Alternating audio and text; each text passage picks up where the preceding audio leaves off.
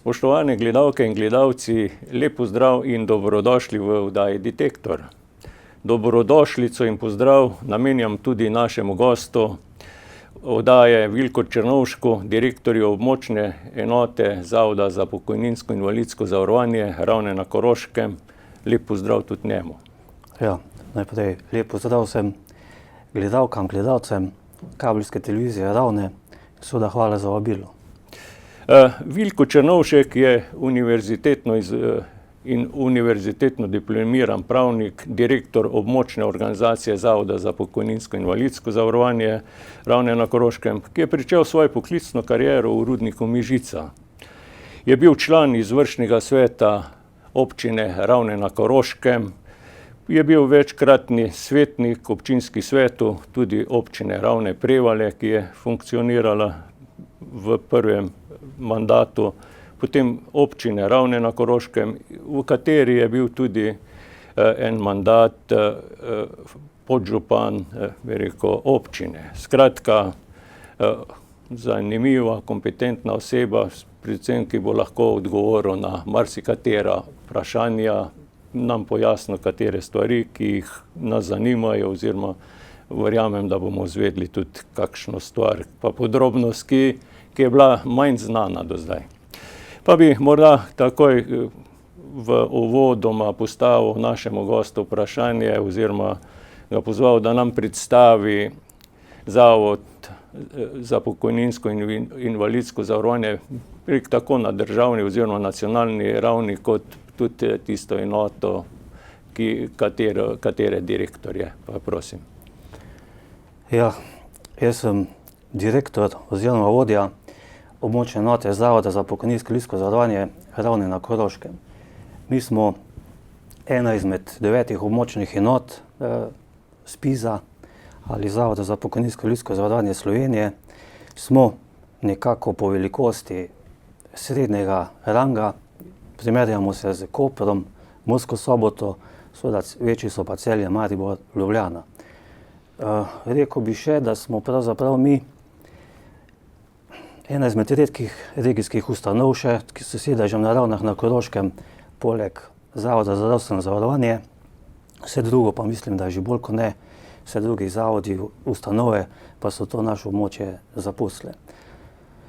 Na ZPIZ-u kot takem se seveda ukvarjamo z pokojninskim in invalidskim zavarovanjem, predvsem priznavamo pravice iz obveznega pokojninskega in invalidskega zavarovanja.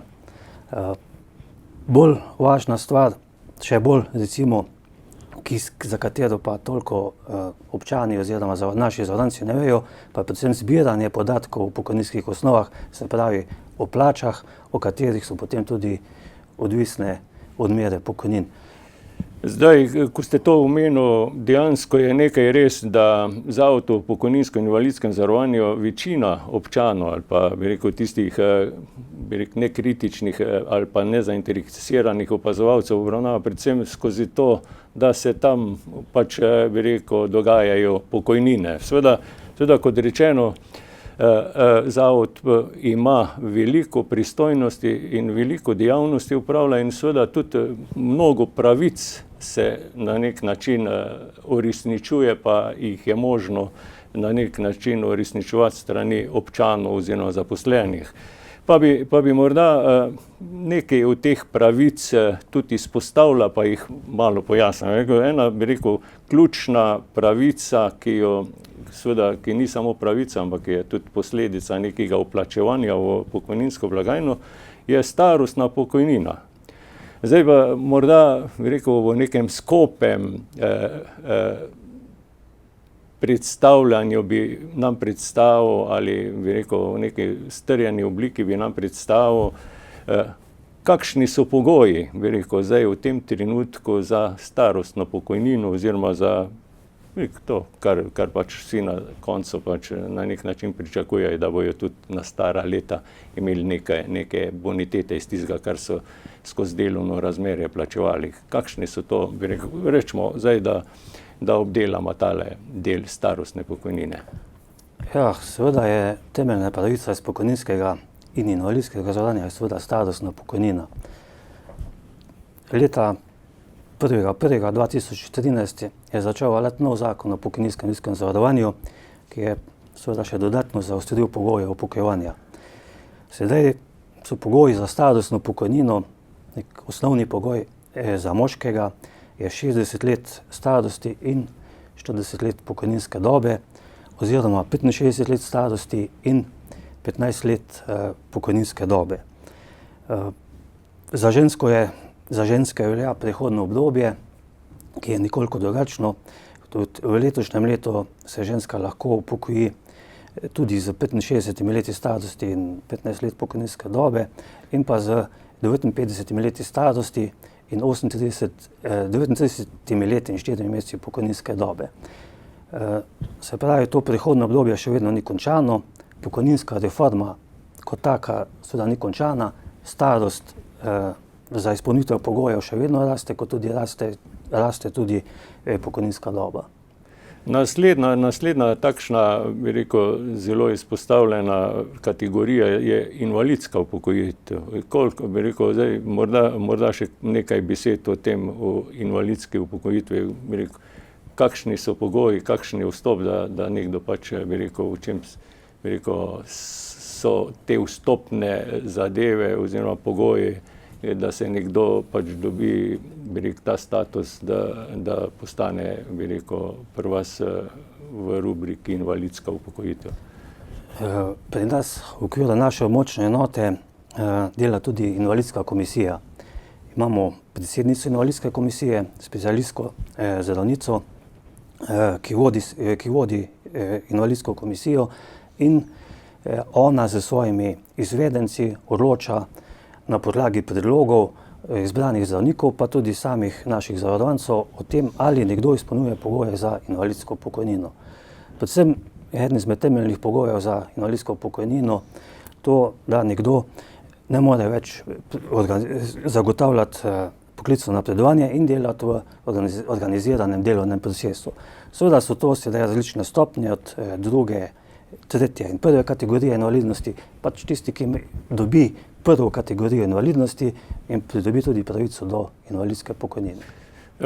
Ja, v redu, hvala za to pojasnilo. Bi rekel, seveda se navizuje tudi tule, bi rekel, ena izmed pravic, ki je verjetno povezana tudi s tem, je pravica do poklicne rehabilitacije. Skratka, nadomestila za poklic rehabilitacije, pa začasna nadomestila. Skratka, to je zopet ena izmed pravic oziroma možnosti, da se pač blažijo neki prihodi, ko so ljudje v nekem obolenju, v postopku rehabilitacije in sicer tako.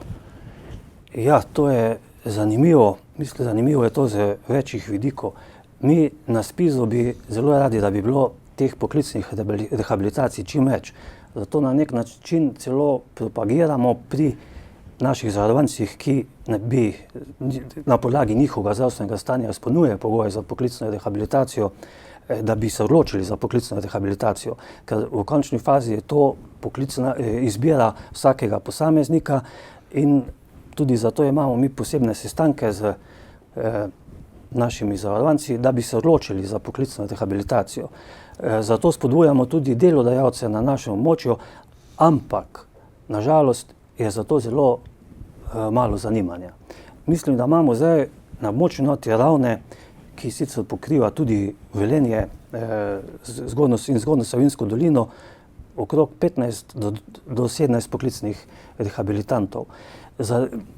Ljudje se za to ne odločajo radi, mogoče tudi, ker ne poznajo, še vedno ne poznajo tega, pa tudi delodajalci niso preveč navdušeni. Čeprav tudi delodajalce spodbujamo in mislim, da bi to bilo tudi v korist delodajalcev, da bi spodbujali poklicno rehabilitacijo, ker za to so namenjena tudi določena sredstva direktno delodajalcev, ampak na žalost tega ni dovolj. Je pa res, da se z poklicno rehabilitacijo ukvarjajo identično kot mi skoraj na Zavodu za zaposlovanje. In je mogoče tam nekoliko več, so bolj uspešni pri izvajanju tega. Naslednja zadeva, ki bi jo bilo dobro malo pojasniti pa obdelati, je občani oziroma državljani več ali manj poznamo, bi rekel, ene prek medijev ali kakor sicer ti širše dostopni so podatki o nekih gibanjih pa povprečjih na državni ravni.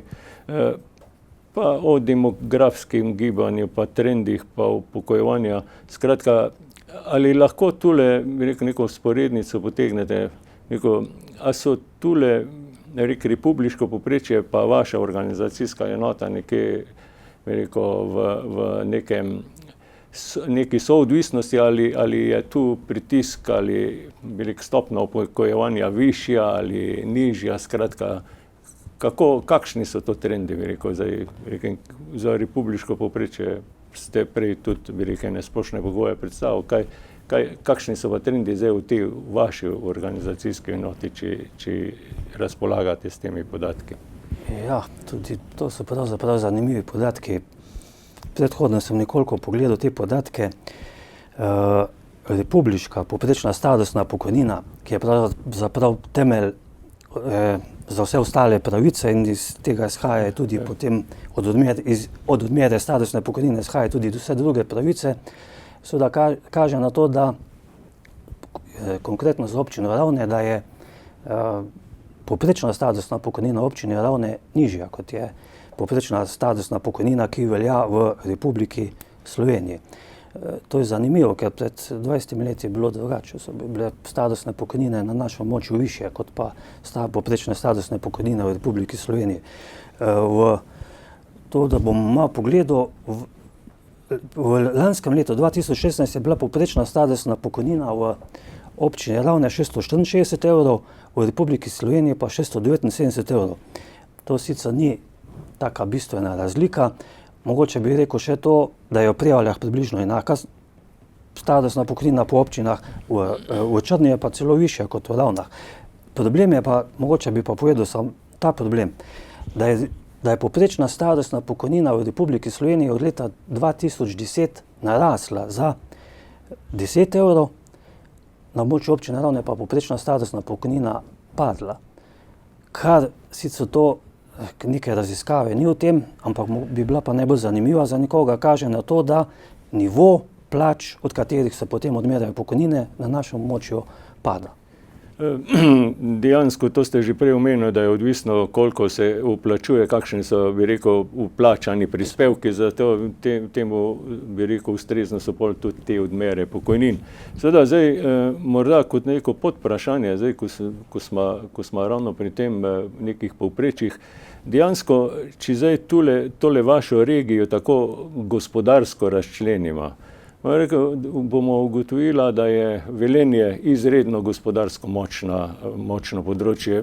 Tam je od rudnika oziroma premogovnika, če tako rečemo, potem je tam TEŠ oziroma termoelektrarna, potem je tam Gorenje, potem, če selimo gor v Mežiško dolino, so to družbe SIA, potem je to rudnik Mežica, skratka Lek, skratka to je, če bi takole povzel, rekel, gospodarsko močno področje in je tudi to, bi rekel, posledica, da v gospodarstvu plače zaostajajo v nekih družbenih dejavnostih ali pa izven gospodarstva, so pa plače se bolj popravljajo kot pa v gospodarstvu, oziroma je morda tudi na tem kaj.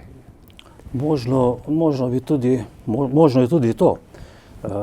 Čeprav mogoče bi zdaj konkretno pred tem, da odgovorim na vaše vprašanje, povedal, da tudi to sem preveril glede statistike. V Sloveniji tudi na našem območju prispevki oziroma obremenitev dela je še vedno podpovprečno v primerjavi z povprečjem Evropske unije. Ne odstopamo, ampak so obremenitve prispevkov in davkov v državi Sloveniji in s tem tudi v Sloveniji nižje kot v Evropski uniji. Je pa mogoče tudi res, oziroma je seveda res, da je to močna industrija. Recimo za Gorenje so tudi značilne relativno nizke plače v Velenju, seveda pa tudi pri nas in v Zgornji Mežiški dolini in v Ravnah nekako nadstopamo po plačah v gospodarstvu. Na nivoju javnega sektorja so pač plače take, kot veljajo za celo Slovenijo.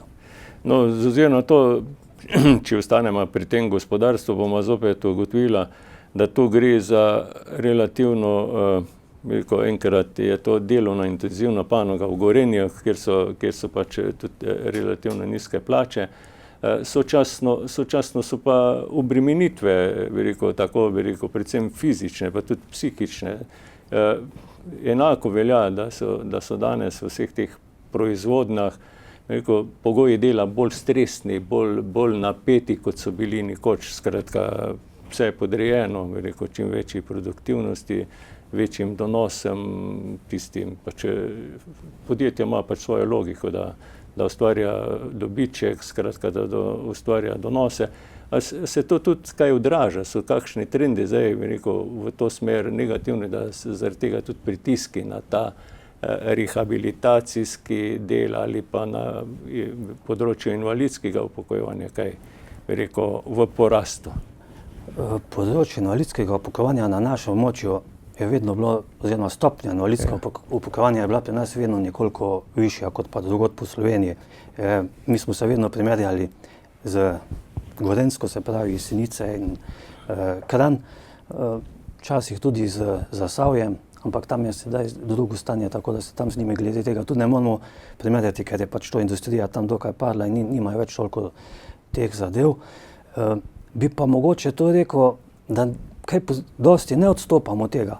Odstopamo pa, mi imamo z našimi kolegi v Zavodu za zdravstveno zavarovanje pravzaprav stalno neke razgovore, pogovore, ker je za njih je pa zelo značilna visoka stopnja bolniške odsotnosti.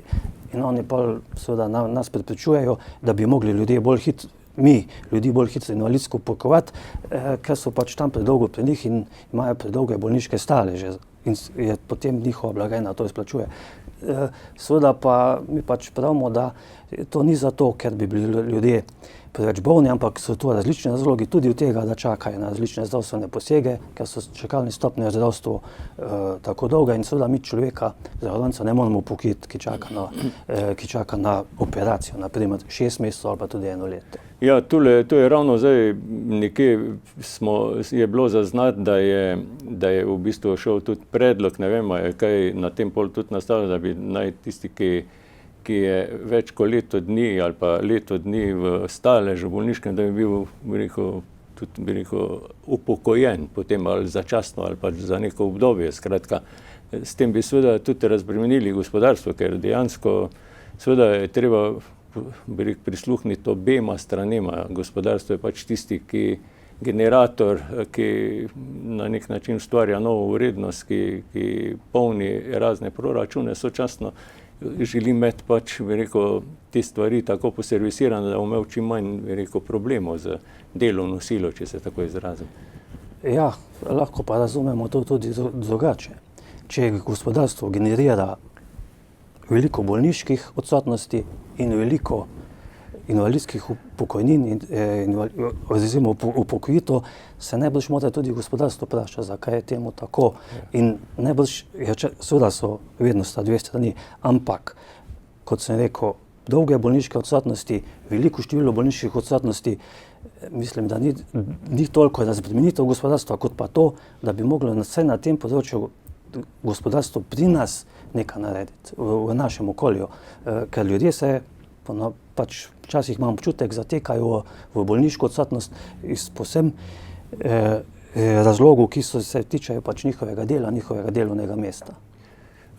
No, da ne bi midva zdaj zašla tja na področju odrejanja pa bolniških izostankov, ker tam je domena zdravnikov, ki pač osebnih zdravnikov in seveda tudi o tem bi se dalo karkoli polemično spregovoriti, ampak demografska gibanja v Sloveniji smo več ali manj že tako mimogrede omenila. Skratka, nesporno je, ni ničesar nobena noviteta s tem, če ugotovijo, da se pač prebivalstvo v Sloveniji stara. Skratka, sočasno, to je en podatek, sočasno pa ugotavljamo tudi, da na področju teh obmejnih regij ali pa obmejnih področij, pa ne bom drugih zažal, ampak tudi Koroška, precej občanov išče zaposlitev preko meje. Seveda tu zdaj gre, za neko zadevo, ki bi morda jo malo pojasnil.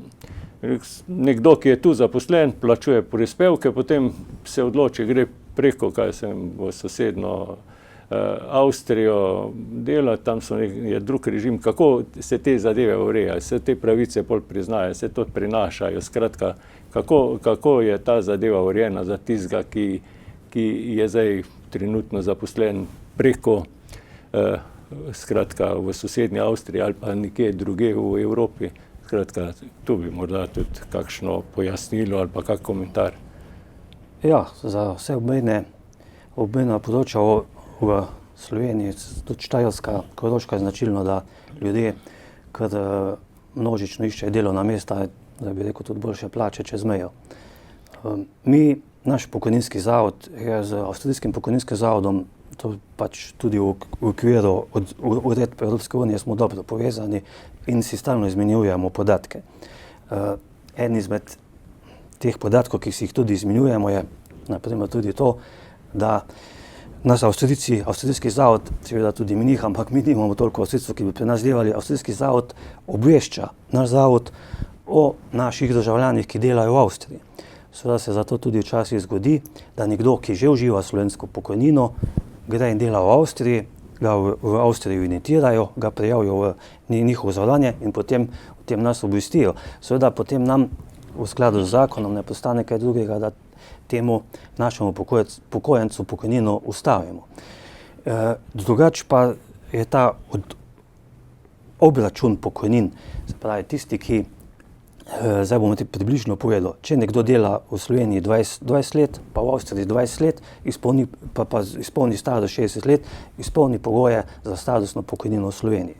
Za 20 let mu odmerimo pokojnino v Sloveniji, za 20 let pa dobi avstrijsko pokojnino, ki je seveda tudi ponavadi predvsej višja kot naša. Skratka, zadeva je urejena, tu zadeve funkcionirajo, tako da tu ni, bi rekel, stvari, ki bi bile nedorečene ali pa neka praznina, ki bi zaradi tega nastala. Ne.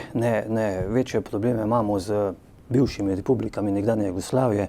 Vemo, da je še vedno, ampak včasih je bilo veliko delavcev z tega območja, večina se je preselila nazaj. Tam so žene, družine, vdove in tam je nekoliko težje to izmenjava podatkov, ne dobimo podatke ažurno in včasih je težje odločanje o teh pravicah.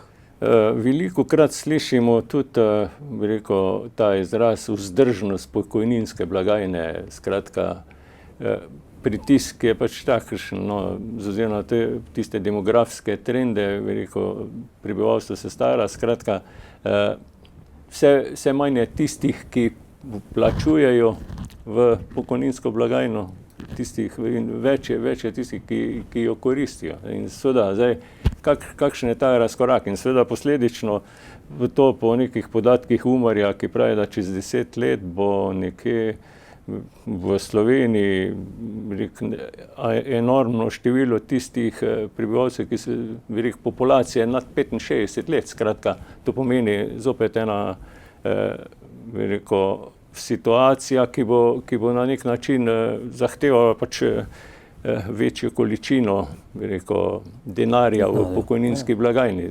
Se tu s tem ukvarjate, skratka, so te simulacije pri vas prisotne, imate to, bi rekel, nekaj pogled, eventualno tudi kakšne rešitve, kako zastaviti, pa se pripraviti na tista obdobja, ki... S temi simulacijami se je predvsem ukvarjalo ministrstvo, delovna skupina na ministrstvu. V tej delovni skupini so bili tudi strokovnjaki našega zavoda, ki so sestavljali belo knjigo upokojevanja. Rekel bi zdaj, da v zadnjih 3-4 letih pravzaprav narašča število tistih, ki plačujejo pokojninsko blagajno, ker je vedno večja zaposlenost in aktivnega prebivalstva je vsako leto, zdaj bom rekel, celomesečno raste. Prej sem rekel, da je z leta 2013 začela pokojninska reforma, ki na nek način tudi daje rezultate. Od leta 2015 do 2016 se je sicer povečalo število pokojnin, ampak samo za 0,2%, kar v tem trenutku kaže na relativno ne tako slabo stanje pokojninske blagajne, čeprav država še vedno namenja milijardo za pokojnine, ampak ta znesek je zdaj zadnji 2 leti padel, kar država daje iz proračuna za pokojnine. Rekel bi pa mogoče to, da v Avstriji dajo za pokojninski sistem 15% bruto družbenega proizvoda, v Sloveniji pa 11%. Tako da včasih se sprašujem, zakaj ta mednarodni denarni sklad ne reče, da imajo tudi Avstrijci velike probleme z svojim pokojninskim sistemom, vedno samo Slovenijo.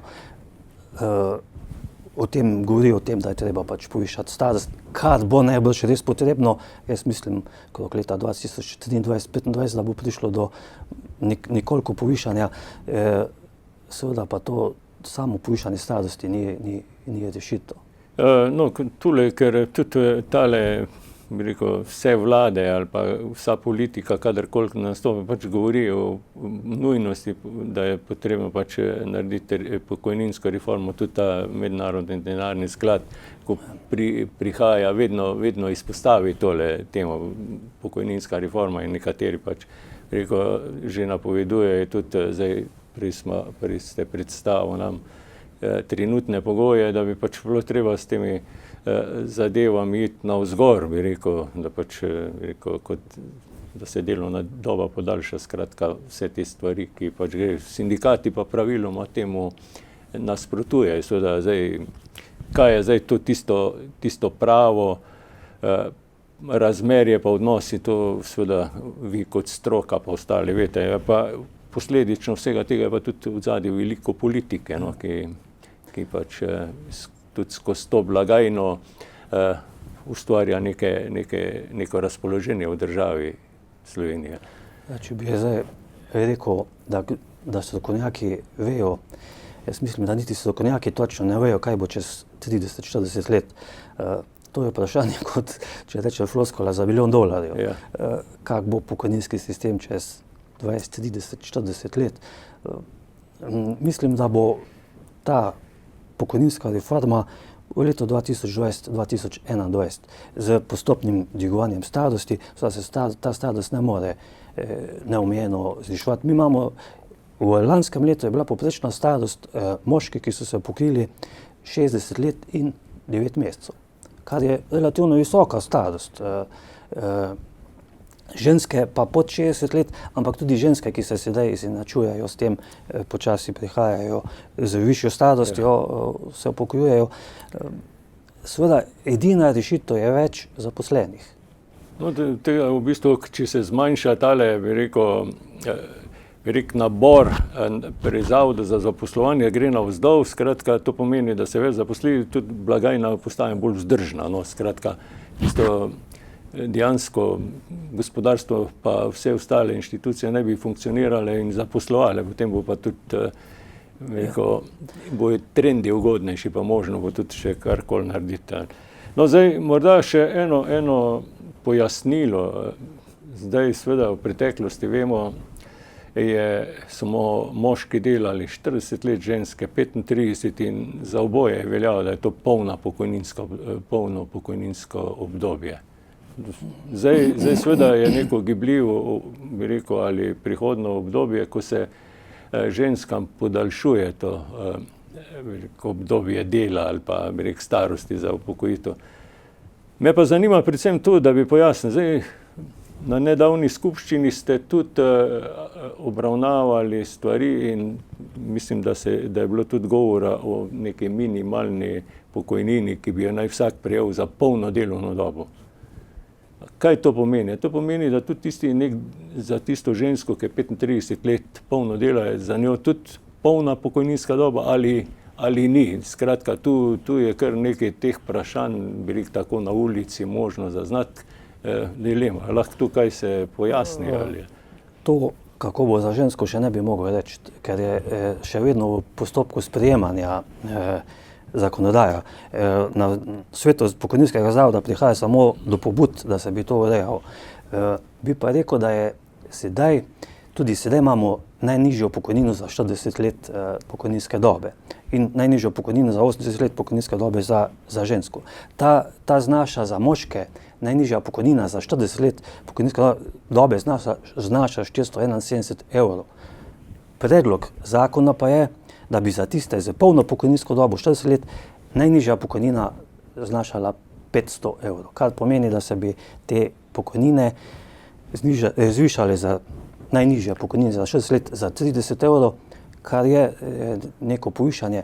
Kako daleč bo to šlo? A bo to šlo tudi recimo za nekoga, ki je imel 39 let delovne dobe, pa bo dobil nekoliko višjo pokojnino, pa še ne morem povedati, ker ne poznamo tega. No, tudi ena pomembna kategorija, bi rekel, nadomestil je regres. Zdaj, neko obdobje je bilo, da je pač do določenega limita bil izplačan. Kako je zdaj? Kaj so se to zadeve spremenile? Gre v bistvu predlog ali je že bi rekel, dokončno sprejet ali je še v usklajevanju? Bi rekel, kako je z regresi? Pa bi mogoče. Ja, to je še vedno v usklajevanju na ministrstvu. Mislim, da bo tudi o tem posebej zakon. Je pa, mislim, da je že dogovorjeno, da bodo regres prejeli vsi prejemniki pokojnin in invalidskih nadomestil, bo pa regres znašal od 360 evrov za tiste z najnižjimi pokojninami do 90 evrov za tiste, ki imajo pokojnino nad 650 evrov. Bo lestvica in v tem razponu bo tudi izplačan letni regres. Skratka, vsi bi rekel, upravičenci dobijo regres. Vsi dobijo, tudi tisti, katerih pokojnina znaša več kot 650 evrov, bodo dobili 90 evrov regresa. Pa morda še eno takšno, bi rekel, vprašanje, ki občasno vsaj v nekih predvolilnih obdobjih nastopi. Rekel, koliko je prečiščena, bi rekel, ta pokojninska, bi rekel, struktura? Pravi, da je, bi rekel, veliko teh, ki niso vplačevali, pa so po raznih drugih bonitetah prišli do pokojnine. A je dejansko tega toliko, bi rekel, tudi tista stranka, ki bi naj zagovarjala, bi rekel, upokojence, večkrat to izpostavi, da je treba očistiti pokojninsko blagajno z nekaterim, pa tiste dati na nek drug račun in tako naprej. Skratka, je tu podatek, je tega dejansko toliko ali je to bolj, bi rekel, neka stvar, ki je za politično uporabo v določenem trenutku? Predvsem je to za politično uporabo. Jaz se mislim, ker nekako tudi zdaj po letu 2010 pada število teh, ki so dobili pokojnino brez ustrezne delovne dobe oziroma so bili kot posebno zaslužni, ali jim je to ministrstvo ali vlada priznala to pravico do nekih pokojnin na področju kulture ali posebnih zaslug za državo. Zdaj tega tudi po statističnih podatkih je tega vedno manj. Da mislim, da je seveda to hvaležna tema za politiko, bi pa rekel, da včasih si pa kdo, ki je za državo res, Slovenijo res veliko naredil, mogoče tudi zasluži neko zahvalo za to državo. Te pokojnine pa dejansko niso bile tako visoke oziroma so se samo delno izplačevale. Mogoče bi rekel samo to, da je najvišja pokojnina v Sloveniji, najvišja pokojnina v lanskem letu znašala 2680 evrov. Skratka, razpon je znosen ali pa v nekih mejah normale, ali kako ga bi ocenil, je ta, rekel, najnižja, najvišja, je v nekem sorazmerju, je tisti del socialnega korektiva tudi ugrajen tudi v ta razmerje. Mislim, da to je dokaj socialno naravnano. Zdaj, najnižja pokojnina za 40 let dobe ne more biti nižja kot 471 evrov, najvišja pa ne more biti štirikratna vrednost te najnižje pokojnine za polno pokojninsko dobo. Se pravi, to razmerje je 1:4. Zdaj vsi vemo, da nekateri pa temu tudi nasprotujejo v tem smislu, da bi tisti, ki pač so tudi veliko plačevali v pokojninski zavod, da te pokojnine ne bi bile najvišje, ne bi bile več limitirane in govorijo o tej kapici socialni, kar bi v temelju spremenilo na sistem.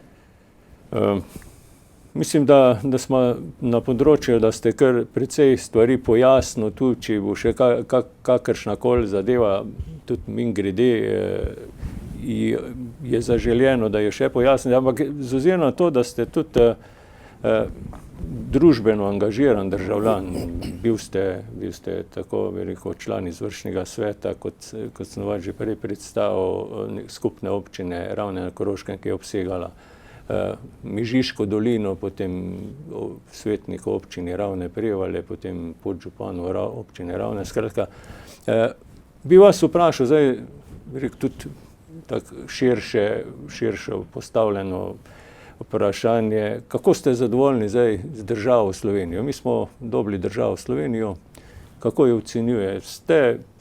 Je ta država izpolnjuje pričakovanja ali kakšna je vaša ocena? Najbrž nobena država ne izpolnjuje pričakovanj državljanov. Take države na svetu najbrž ni. Tudi zdaj, da bi jaz rekel, da je država Slovenija v celoti izpolnila moja pričakovanja, seveda ni res. Bi pa rekel, da jaz nisem toliko pesimističen, kot so včasih nekateri, ki napovedujejo pač črno usodo Sloveniji, vse vidijo bolj kot ne slabo. Jaz zdaj bi rekel, mogoče tipičen primer, kar se mi včasih zdi malo čudno, postavitev Magne v Mariboru. Zdaj, najprej smo rekli, da nismo sposobni privabiti novih investicij v Slovenijo. Dobro, zdaj ta investicija, ne vem, a je res najboljše, a je tudi škodljiva za okolje, zdaj je ta investicija tu, ampak ti isti, ki so včasih govorili, zdaj mi rekel, mogoče tudi novinari ali politiki, da ni v Sloveniji ne moramo pridobiti novih vlaganj, sedaj govorijo, pa ta magma pa res ni v redu in da to ne bo tako, kot je. In nasplošno mislim, da smo preveč črnogledi v državi.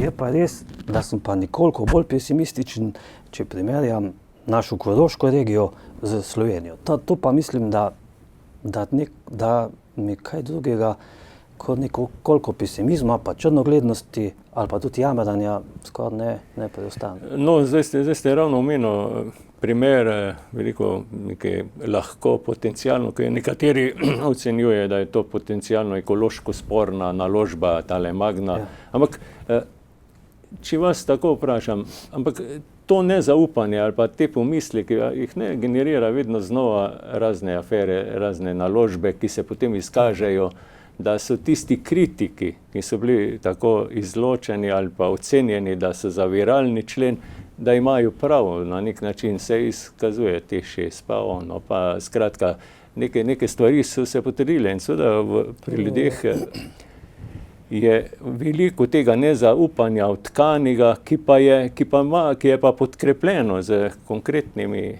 slabimi zadevami. To se v celoti strinjam.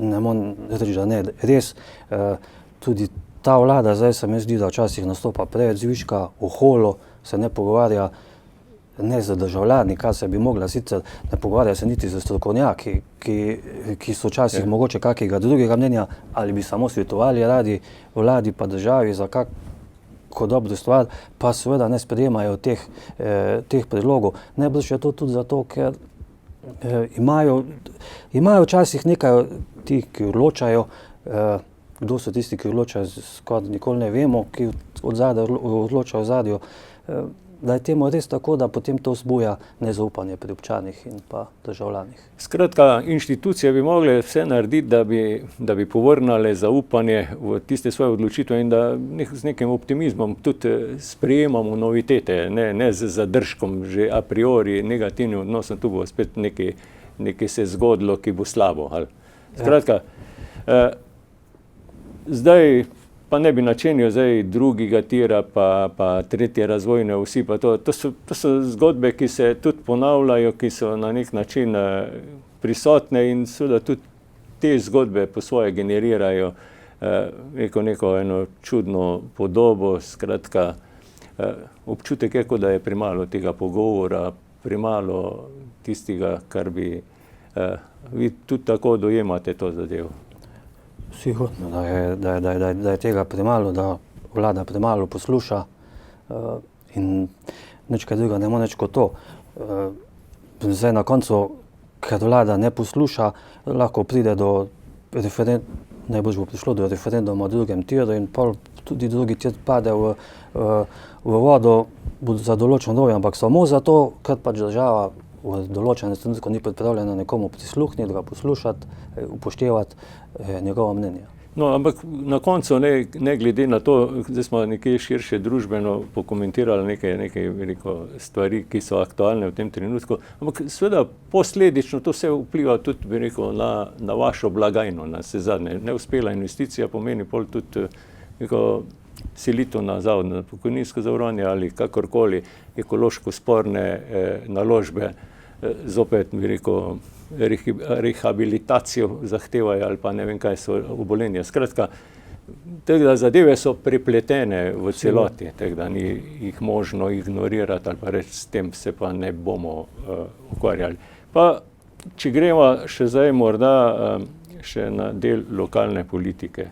Res, vi imate sigurno neko pogled pa neko jasno izoblikovano stališče o lokalni samoupravi, imate izkušnje iz bivše občine, nekdanje občine Mežiške doline, Ravne na Koroškem, ki je bila potem v občini Ravne Prevalje, sedanji občini. Skratka, kako bi vi tu zdaj ocenil to, pa ne zdaj na državni nivoju, bi rekel predvsem ta del, ki ste ga doživljali pa so kreiral?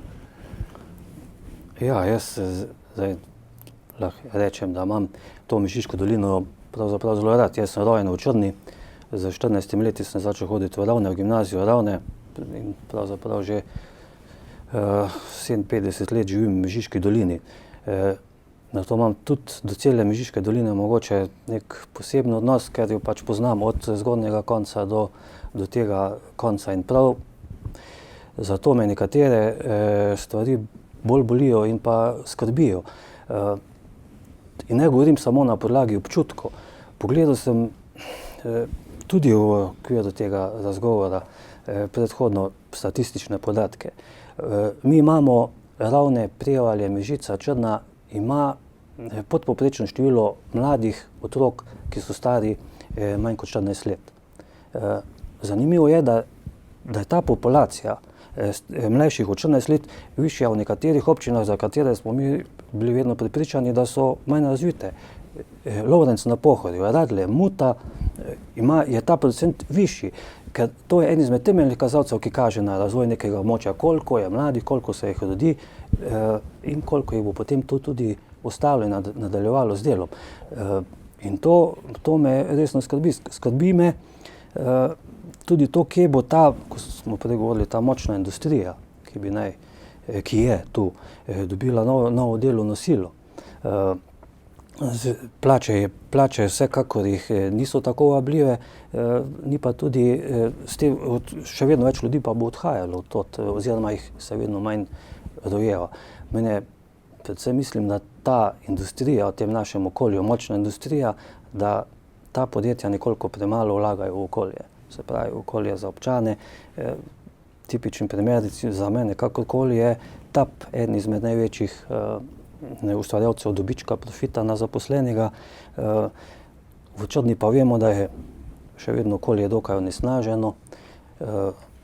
Za Črno bom povedal, za mene je to strašljiv podatek, da se je v lanskem letu v Črni rodilo 13 otrok, umrlo je pa čez 50 ljudi. Kaj to pomeni? To pomeni, da določena območja dejansko bojo opustela. In na podlagi tega me skrbi. In predvsem te statistične podatke, pa kakorkoli je tudi krivda, najbrž ne krivda, oziroma se bo s tem mogli ukvarjati občine. Občine, ne statistika kot statistika, ampak ti so podatki statistični, so za naše območje katastrofalni. Jaz sem si za lansko leto podatke sem si izpisal. Prebivalci Koroške so med regijami v Sloveniji najbolj nezadovoljni s svojim življenjem. Mi smo najbolj nezadovoljni ljudje na Koroškem s svojim življenjem. Naš bruto družbeni proizvod je 4. najnižji v Sloveniji. Največ ljudi na Koroškem umre pred 65 letom starosti. 23%. In res je, da ta tretja razvojna os zdaj nujno rabimo, ampak mislim, da se včasih preveč ukvarjamo s tem, ker razvojne osi, saj dovoljenja 4-5 let ne bo, do Slovenj Gradca še nekoliko več. in se bi mogli začeti ukvarjati z temi drugimi zadevami. In na podlagi statističnih podatkov bi mogle občine izvesti neko strategijo. No, zdaj, v bistvu vsak progres na nek način pa razvoj pomeni povezovanje. Zdaj, v nekem trenutku imamo občutek, da v tem prostoru bolj kot povezovanje grejo stvari vsak sebi, no, skratka. Zdaj, tudi zadnji primer, če bi tako vzel, mi smo, že nekoč so se dislocirale neke komunalne enote po občinah, tako kot so se, zdaj se je tudi na tej relaciji Prevalje Ravne, ta javno komunalno podjetje Lok, imamo zdaj svojo v Ravnah svoje komunalno podjetje Ravne, ono tam, skratka, zadeve grejo v razdruževanje, ne pa v povezovanje. Nekateri smo pač mislili, da je epizoda takrat razcepitve občine Ravne Prevalje pač trenutna zadeva, potem pa, da bo prihajalo zopet do nekega povezovanja, ko bo ta prazen prostor na nek način povezal. Pa temu ni tako.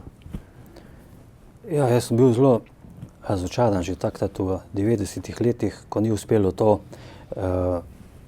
somestje Prevalje Ravne.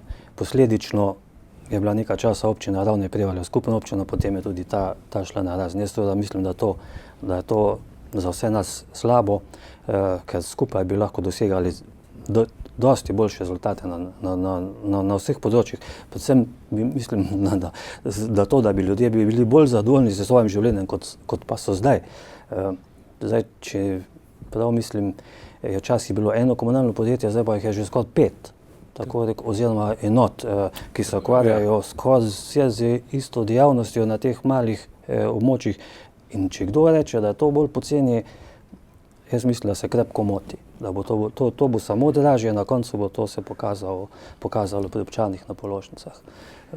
Ne vem, da ne moramo ta naša Mežiška dolina ali pa vse ta spodnji del nekako zaustaviti tega razhajanja in vzeti skupaj stvari. In v končni fazi jaz mislim, da prihodnost je somestje oziroma somestje Prevalje Ravne in ena občina. Vi ste bil tudi predsednik smučarskega kluba Fužina, če se ne motim. In zdaj seveda, takrat smo bili izredno ponosni, da smučišče Ušven, ki bi naj bilo tudi, pa se ga je opremilo, skratka, za umetno osneževanje, razsvetljava, skratka. Zdaj zadeva, kot vidimo, se je neslavno končala. Imate kak komentar k temu? Zdaj, če bi začel prej rekel, to alpsko smučanje je pravzaprav moja velika ljubezen, pa zdaj tudi bolečina, predvsem zato, ker ne samo zaradi te žičnice, ampak tudi zato alpsko smučanje tule na Koroškem bo izgleda, ima zelo slabo prihodnost. In v Črni, kjer ni več otrok, in v Ravnah, kjer je bil alpski smučarski klub nekaj časa simbol, tudi v Sloveniji za dobro organiziranost in rezultate je tega vedno manj. Pa to mislim, da ni toliko krivda lokalnega okolja kot organizacije smučanja v Sloveniji. To, da je zdaj mi nimamo, da imamo neka mala lokalna smučišča, to Poseka, pa tam Šentjanu še, je seveda katastrofa. Zdaj, na koncu bi rekel še dobro, da so to sedežnico odpeljali na Peco, da niso odpeljali kam druga, da sem vse na Peci lahko zdaj škijali, uporabljali to sedežnico, ne, če na Ušvenu ne več. Škoda.